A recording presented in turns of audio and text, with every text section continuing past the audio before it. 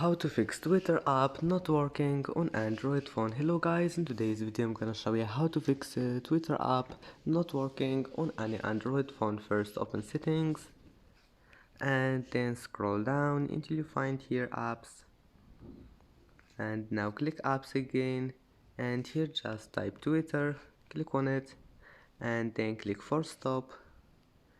Now click storage and then click clear cache, and after that just go back, and here you will find this one, drop over other apps. Click on it and disable it, and make sure it's disabled, and that's it. Then just go back and go to permissions, allow all of those permissions here, and now just go to data usage and check all of those. Now just go back and try again, and your problem must be fixed. And if that doesn't fix your problems, just click Play Store and then type here Twitter and check if there is an update, and that's it. Don't forget like and subscribe, and see you in the next video.